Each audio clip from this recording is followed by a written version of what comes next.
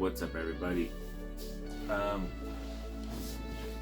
Looking through my video that I had recorded, I screwed up. So at the beginning of this video I actually had a little thing recorded just to let you know what we're doing, and when it filmed it, it did something weird. It didn't work. The video didn't work. So I'm just gonna give you this quick intro. Today we are going to be working on my 2000 Honda Accord, working on putting a cold air intake on it. It's not going to be your normal taking a car from stock and putting something on it, because the car has had the cold air intake on and off of it for years. And so, you know, just kind of showing you how to do it, how it all goes together. But all my baffling system and the bumper and all of that, it's all been removed a million times. So just take a look at it. Maybe something can be helpful from it. Otherwise, here for just enjoyment purposes, entertainment, something to learn if you've never seen this kind of stuff before. Something to just watch to kill some time, maybe while you're sitting on the toilet or quarantining or whatever's going on. So anyways, enjoy the video. Thanks. Okay, so as mentioned, we are going to be working on my 2000 Honda Accord. This baby is duly named Sharky by my kids. As you can see, it's she's got a, you know, custom 20-foot paint job. 20-foot meaning it's good from 20 feet away, and once you get up close you can see that it, you know, it's not professional by any means, nor do I claim it to be. Today we are going to be working on putting my cold air intake back in. As you can see, I do have some maintenance things that I need to take care of, but I had taken off my cold air intake because the before I got my Acura, I was driving this to work and we were getting a lot of rain, and where the intake sits, it gets wet. So I took it out so that I could drive and not have any issues. So anyways, let's get to it.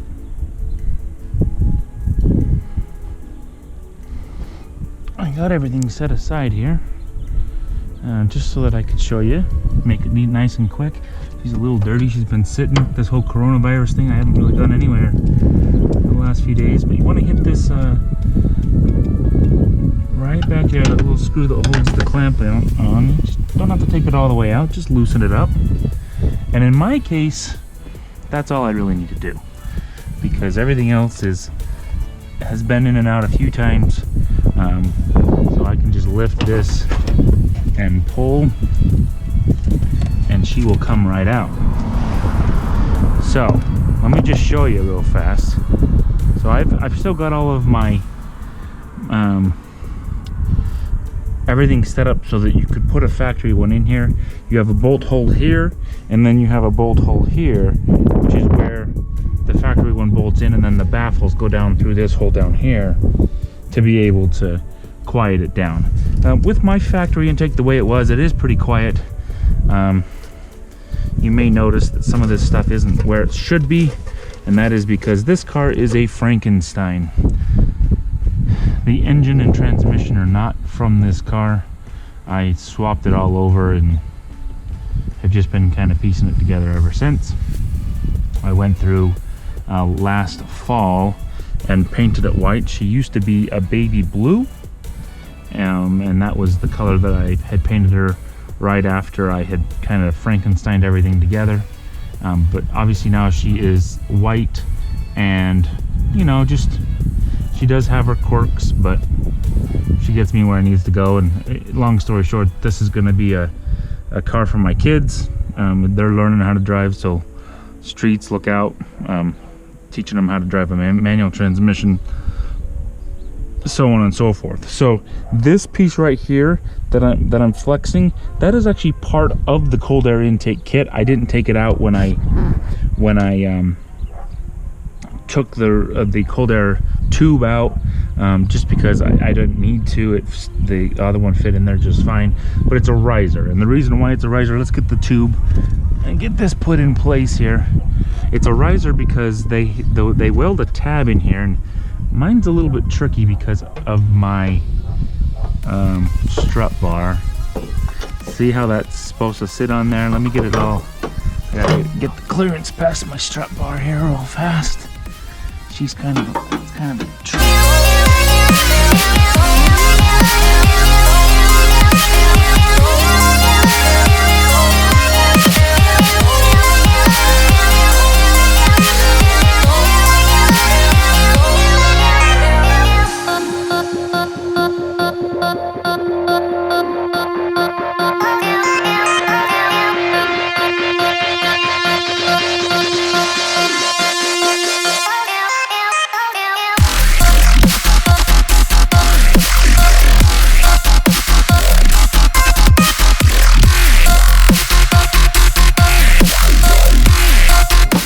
Okay, so as mentioned, I got that all taken care of.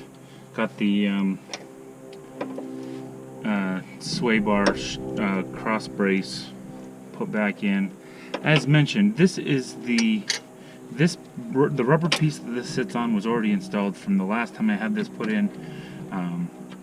So really all I got to do is just put the washer and the nut that comes with it on there. Screw it on there. Nothing too crazy. Just get you a little ratchet there and get it on there tight so it's not gonna.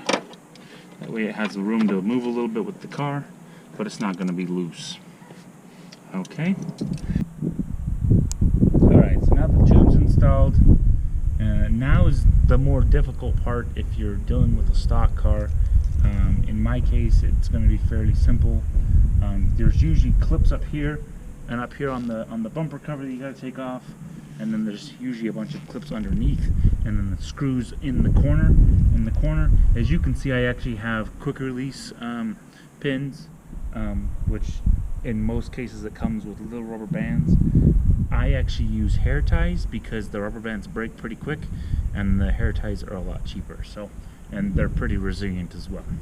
So let's get this bumper off so we can get the air cleaner on and take it for a drive.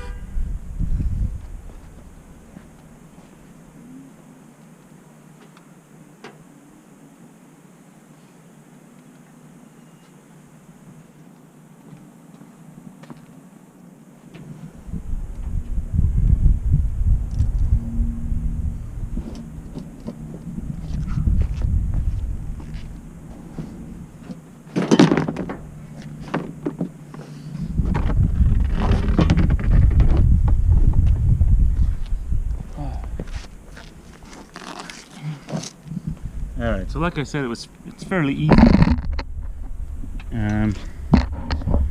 Cold air intake sits right up there. You can see the tube coming down, and really it's just a matter of just screwing that air cleaner on. Put you right there. I think that's a good spot for you. So at this point, it's just a matter of getting the air cleaner screwed back on, and we're good.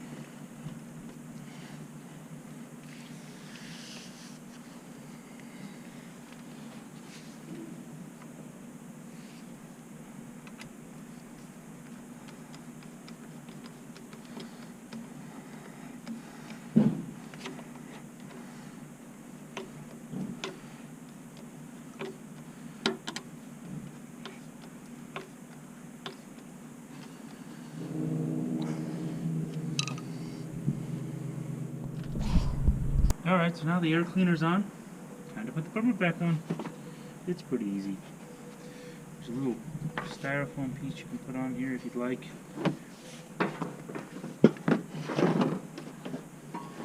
Keep the bumper cover from moving around. Little clips this slides into below the headlight. Both sides. Slide this way just a smidge. There we go.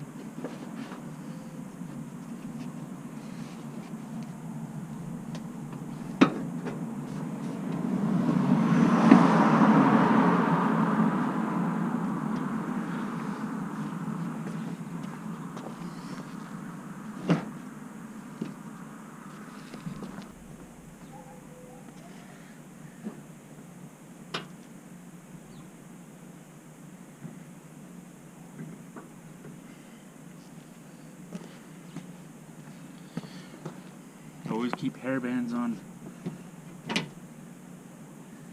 handy. Ta-da! Bumper's back on.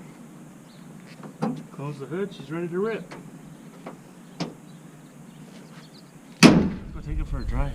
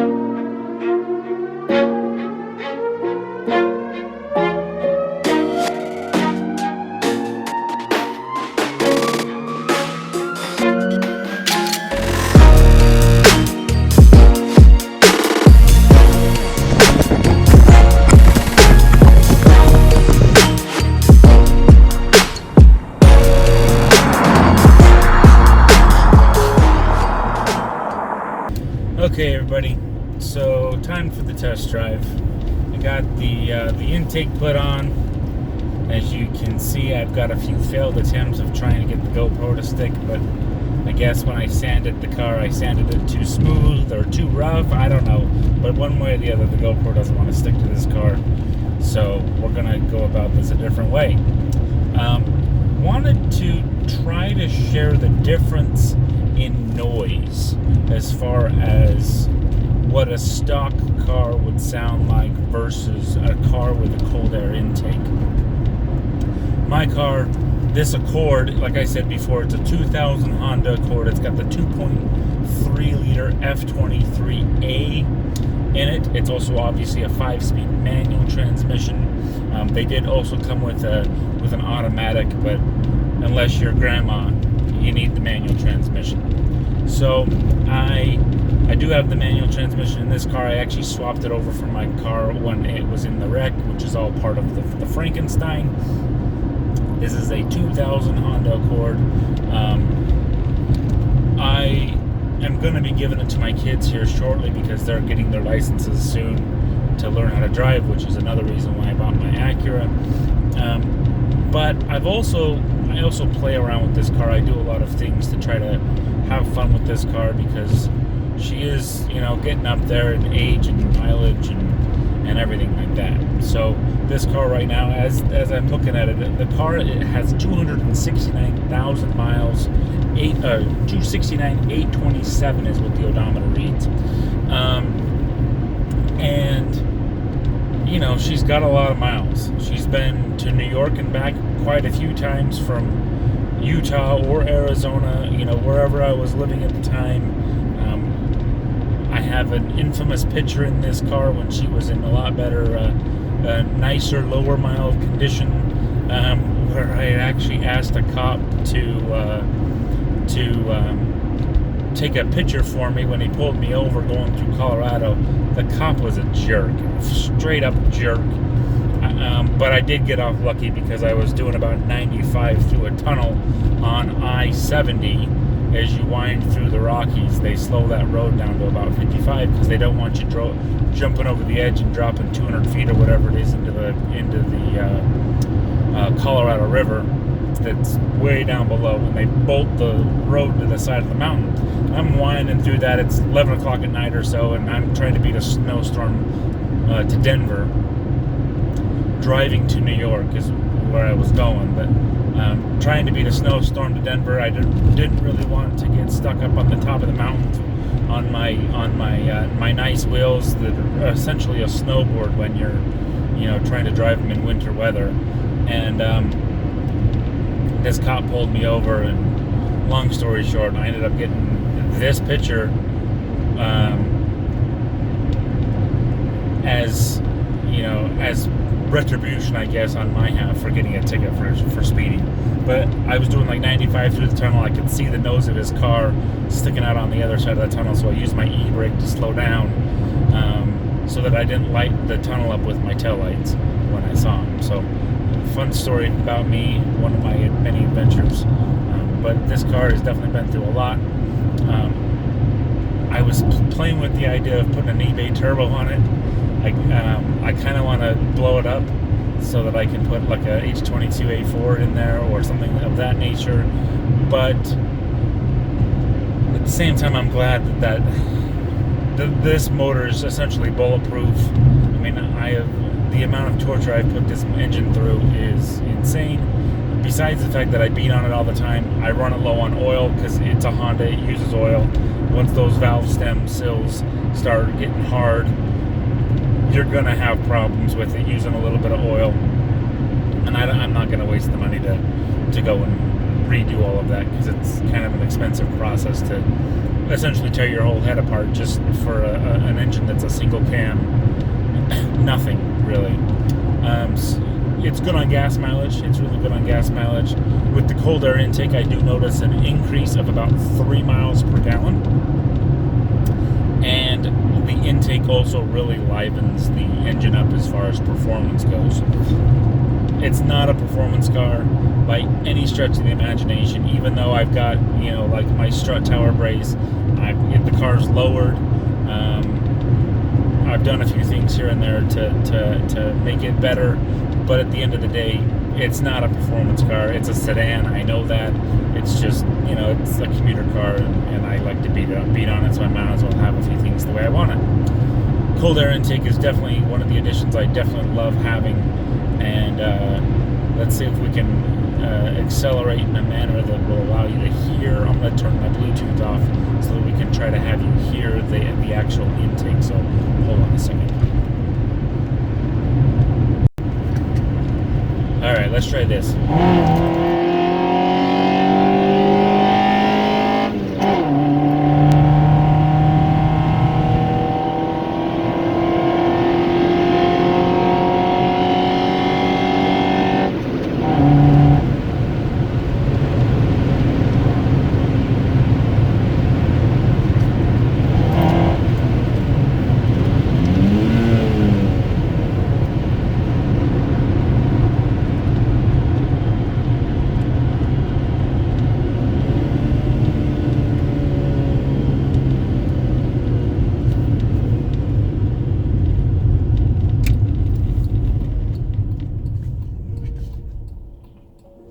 Homie needs to learn how to turn with a trailer. Jeez.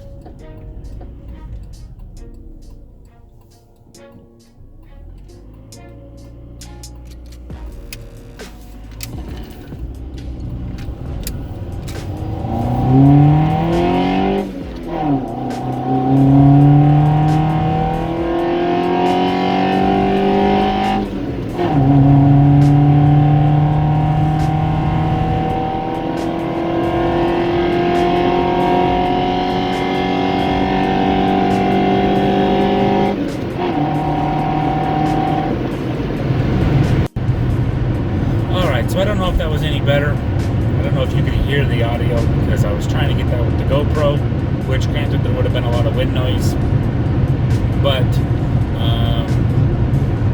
wanted to help you kind of be able to compare what a normal car sounds like versus a car with a cold air intake on it. I don't have an exhaust on the car at the moment, although I am looking into different options. If I do decide to put a turbo kit on the car, then obviously it's going to affect my my manifold and what all goes on there, which will affect kind of what I do with the exhaust. So even though it's going to be my kid's car, I still do like to have a little fun with this one. You know, if I blow it up, it's got 269,000 miles. It has served me well, so I'm not too worried about that happening. I should turn my mirror so that it doesn't shine the sun right in my face. So yeah, again, 2000 Honda Accord. Not much to look at, but she is kind of fun in spots. Having a little beater car that you can go thrash and rip through the gears and, you know, just mess around with. So, anyways, yeah, that's cold air intake. Little history of the car, and I guess we should go home and find something else to do. Thanks for watching. I'll go. Maybe I should think of a phrase that I say when I close out a video. I could say like, it could be like, what's that dude that was on American Idol? Oh, Kimball. Oh, what's up? I think that's stupid.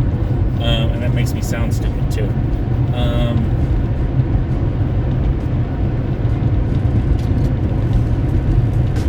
Every day is a new adventure. Make the most of it. Going with this coronavirus thing, stay safe. Don't be an idiot. Stop hoarding toilet paper. Ooh, that could be it, because I had that in one of my other videos. Stop hoarding toilet paper. It's been like a month, and I haven't found Charmin anywhere. I mean, I'm good, but I haven't found Charmin anywhere. Where is it all going, people? Okay, bye.